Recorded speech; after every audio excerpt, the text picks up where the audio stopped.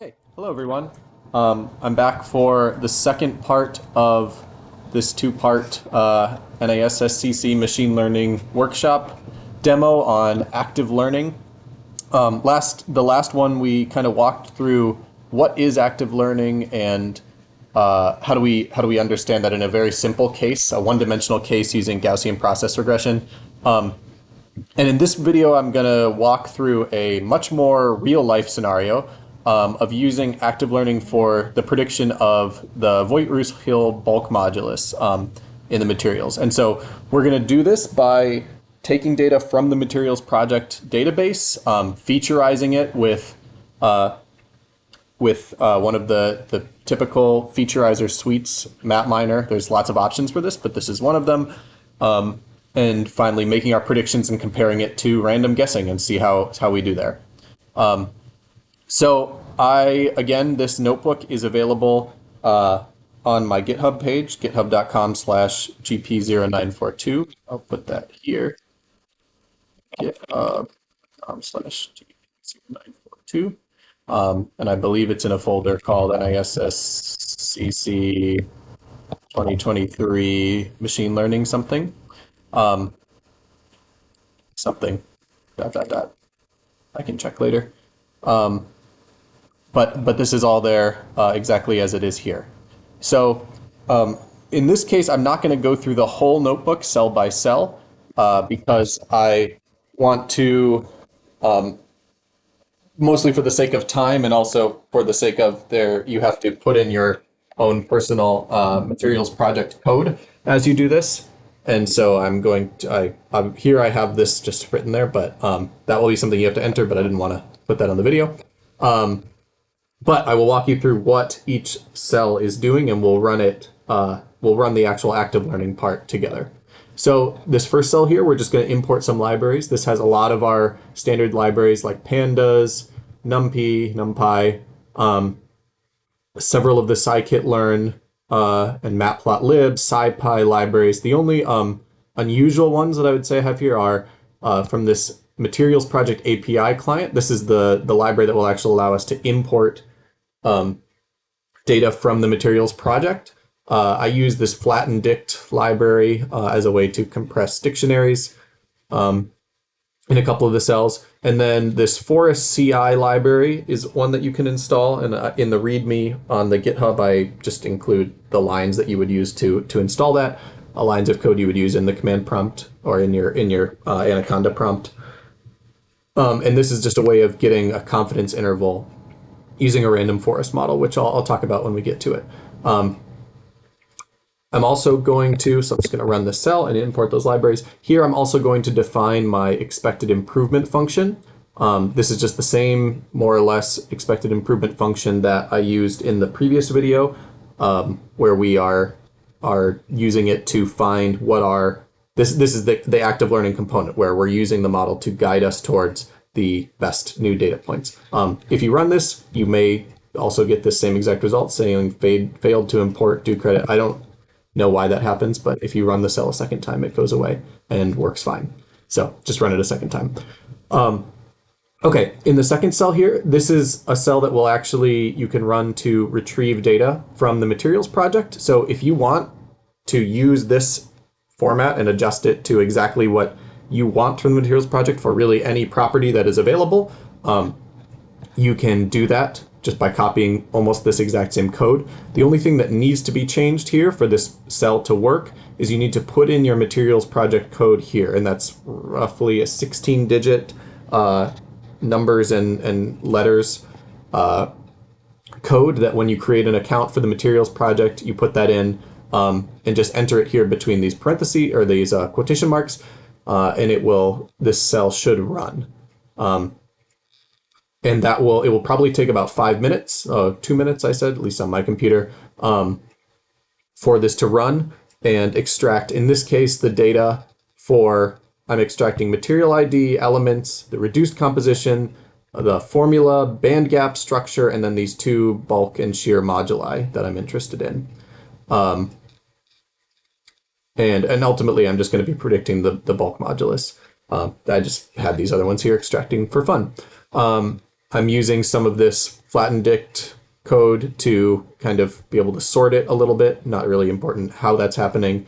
Reformatting it into a pandas data frame, dropping a few problematic elements like helium, neon, and argon that I don't really care about the bulk modulus of. And then dropping all the compounds that don't have a Voigt-Russell modulus. So in the end, that will give me it will weed out quite a few of my samples from the total materials project. I believe the total materials project starts around 130,000 compounds, and I think this weeds it down to about 4,000 or 5,000. So the next thing we're going to do is featureize the data. So this cell, you don't have to make any edits if you're following along. This will take about 5 minutes to run, and it will run the Magpie featureizer. So first thing that we'll do is take the formula that's present there in that pretty formula column of our data frame, and it will turn it into a PyMatGen object composition, which the PyMatGen library can then interpret as a chemical composition rather than just a random list of letters and numbers that we read as a formula, chemical formula. And then it will turn that into a set of features that essentially comprises lots of elemental information about the constituent elements of that phase. So for example, if we were doing water, we would have information about hydrogen and oxygen, things like the electron affinity and the electronegativity and the atomic radius and things like this about, and the atomic number and the Mulliken number, all kinds of things about the various elements that constitute our compound. Then we'll run a cell that just kind of separates these into two separate data frames, our data frame, our source data frame, and then our features data frame. And if you want to save these files once you're done as Excel files, you can uncomment these lines when you run this cell, and that will save them as these KVRH features and KVRH data. Once you have those, you will no longer have to rerun this stuff. That takes a little bit. It takes about maybe 7 or 8 minutes to run both these cells. So because I've already done that before, I'm going to skip here as well and just load in those data frames from previously made Excel files. This will take probably about 30 seconds because there's about 4,000 compounds in there, but it's not too slow. Okay, actually less, 10 seconds. Okay, so the next thing we're going to do is I'm going to go ahead and, actually this one will run fast, is we are going to define some things up here at the top. So I've got a lot of code in these next few cells, and I'll kind of just walk through what it broadly does, this one while it's running. So what I'm going to do is take an initial number of samples from my, we can look at it. So let's look at my data frame. So here I've got about 4,000 compounds, and I have all this information about all of them, including their bulk modulus number. And then in my features data frame, I have all of that information I was describing. So for example, let's see, compound 0 is sodium 2 germanium oxide. So in my features data frame, I have information like, what is the minimum number? That is 8 for oxygen. What is the maximum number? That is 32 for germanium. And then we kind of go on and on and on, get lots of information about this. What is the mean, the average, the minimum, the maximum for lots of different things. The space group, the, all kinds of different things that Magpie generates for us. 132, in fact, different features. So for each compound in our data frame, we have 132 unique descriptors that are going to be fed into the machine learning model. Okay, so what I'm going to do is sort of pretend like I don't have all this information so that we can measure ourselves with how we're doing, right? That we can get a sense of how we improve as we add more data, and compare then intelligent adding of data with active learning versus random adding of data with random learning. So what I'm going to do is take a starting subset of these and pretend like those are my known samples, and then we'll slowly add more and more and more and see how that improves our model as we add either with an active learning strategy or with a random strategy. So my initial number of samples I'm just going to pick is 400, so about 1/10 of my total data. I am going to define my random forest regressor model based on the scikit-learn random forest regressor, and just set the number of trees within that random forest to be 100. Now, from the previous video, we talked about using Gaussian processes analysis, or Gaussian process regressor for this task, and that it was well suited to that because it automatically generates a standard deviation, and the standard deviation is critical for calculating the expected improvement. And that is still true, and random forests do not inherently generate a standard deviation. That's where this forest CI, forest confidence interval library that I imported earlier is going to come in. It's going to allow us to use a random forest regressor and generate a standard deviation estimate from that. Now, I chose to use random forest here because in practice, it just worked way better for this test than Gaussian processes did when I was playing around with it. And, sometimes that's just the case. Random forest works really well a lot of the time. So I didn't want to force it with Gaussian processes. I'm just going to use random forest because I have it. So I'm setting the random seed, and then I'm just initializing a couple lists so that we can track the mean absolute error and the R squared. Next, I'm going to create my training and remaining data set. So I'm just splitting this data into a train set and a test set, basically. I fit the random forest model on my training data set, and then make predictions based on the test remaining data set, and then calculate my standard deviations from that with this FCI library. And then this is all just plotting this. So this is called a parity plot. And this is a very common plot you'll see in machine learning papers, especially when you're trying to predict a certain property, where on one axis we have the materials project. So this would be our quote unquote true, although it is DFT calculated, bulk modulus value for the Voigt-Roos-Hill modulus. And that is plotted against the, this says GPR predicted. It is not. This is random forest predicted bulk modulus. So ignore that. And it tells us things like, here's our mean absolute error is 22, our R squared is 0.79, and the highest value in our whole set is 301.5. A perfect fit would adhere perfectly to this dotted blue line, because that would be saying everything is exactly, when it's predicted, or when it's known to be 50, it is predicted to be 50. When it's known to be 150, it's predicted to be 150. So this line indicates a perfect fit, and the better our data sticks to that line, the better our fit is. So what we can see is it's not bad.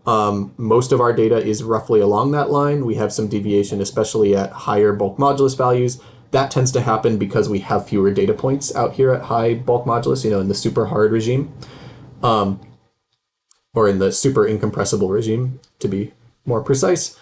And so this is actually pretty good. An R squared of 0.8 is actually a very good result for real life data.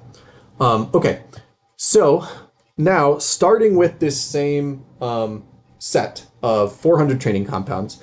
And so this basically is plotting now the 3,600 unsampled data points, the ones we don't know, right, where the model is predicting, and I am able to plot it because I do in fact secretly know all of those values, even though I didn't give them to the model. So now we're going to do the same thing. We're going to start with this same model, and we're going to use active learning to iteratively improve the model by feeding it. So we're starting with 400 compounds, same random seed, so it'll pick the same subset of data. I'm going to give it 10 iterations to try. And we're going to give it 100 compounds each time. I'm just going to start it because it'll take a little bit, and we'll check in on it in a minute. I also am defining my epsilon value. Again, that's goes into my expected improvement function that controls exploration versus exploitation. So I've played around with this a little bit, found that 0.01 seems to work okay.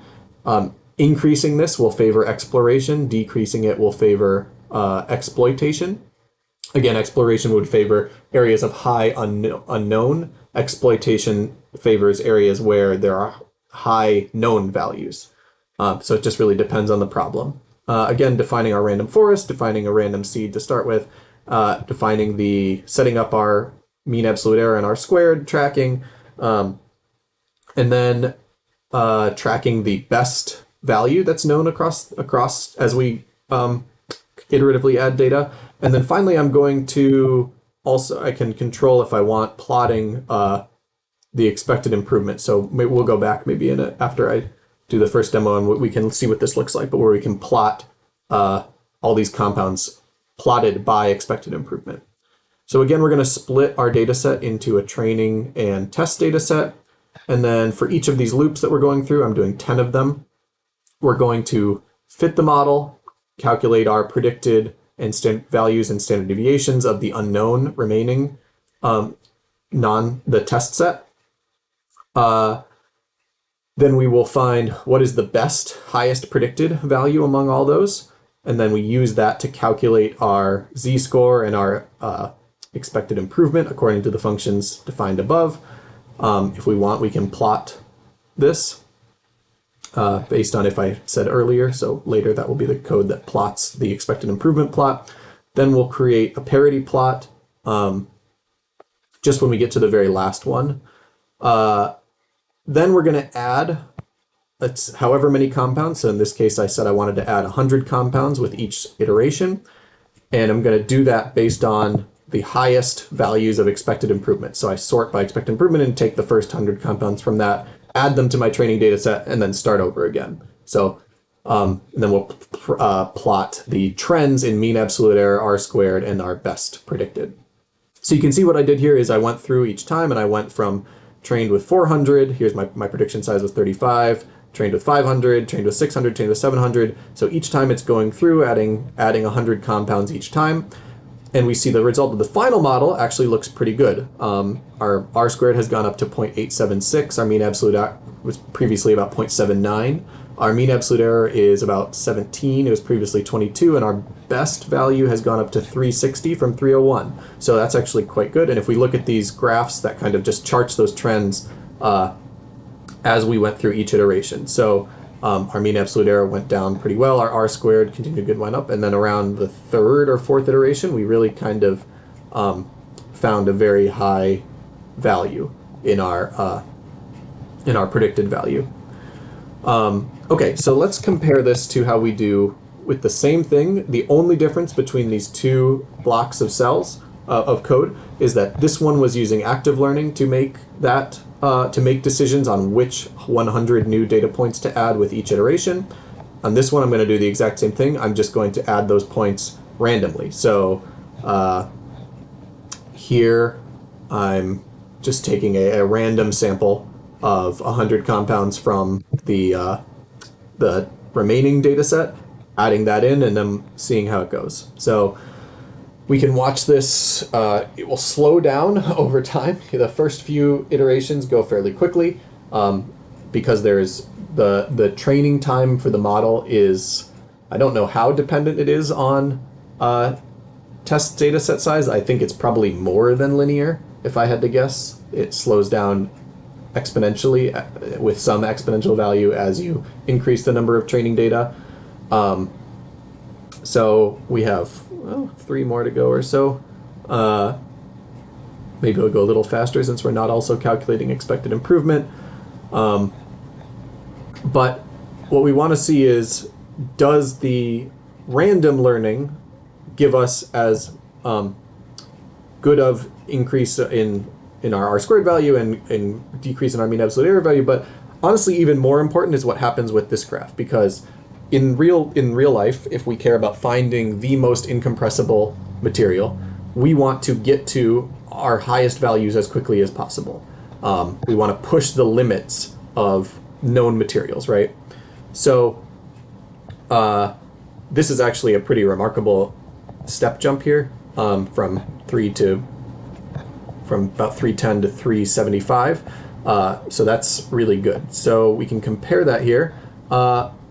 Here's the parity plot for our last model that we trained here. So it's about an R squared of 0.841 It's not quite as good. It does improve, right? It improves over 400, and it has to, because we went from 400 training data to 1,300 training data. So rather than training on 10%, we're training more like on a third of the total data available to us.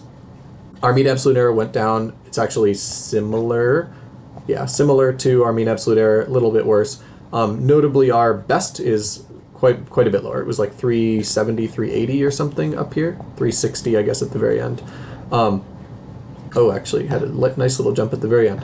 And what you can see again is, yes, our mean absolute error goes down gradually, our R-squared goes up gradually. That's going to happen because we are adding more data, but we don't get to this jump as fast. We don't reach that point as quickly.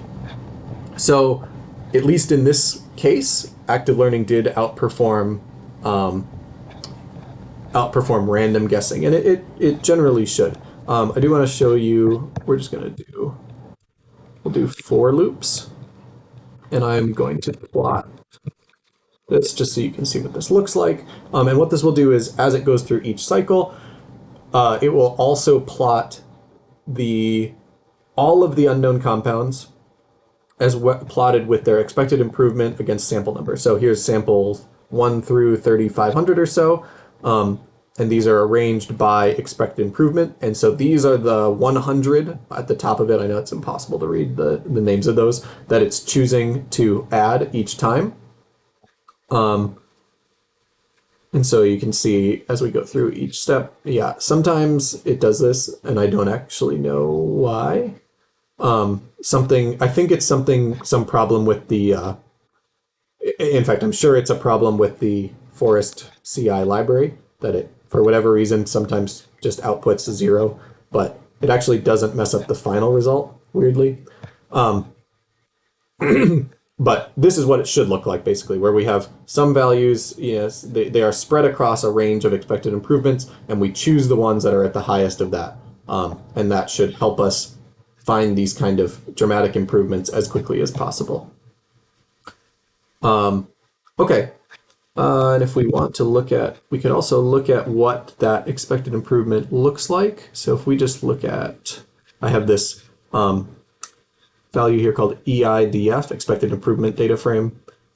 If we look at that, oh, it's not going to work because it was broken on that last run. What if we just do one loop?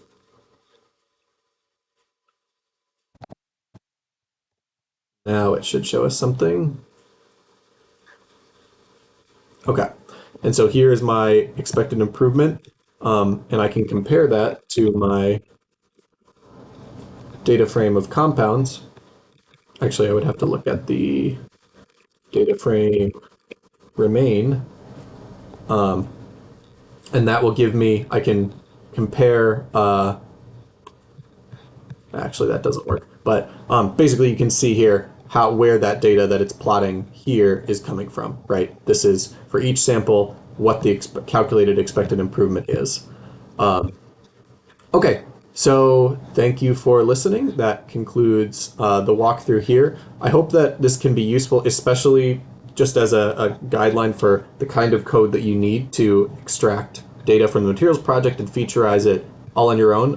As we covered in the workshop, there's a lot of techniques that you can use for featureization. I chose this one because it is somewhat common and because it takes very few lines of code, but that does not mean it's the best for your application, and it does not mean that you cannot use your chemical intuition to come up with smarter and better features that would help improve your models. So I would strongly encourage you to do that, but this is the Magpie, the MapMiner platform is a great place to start as you're working towards that.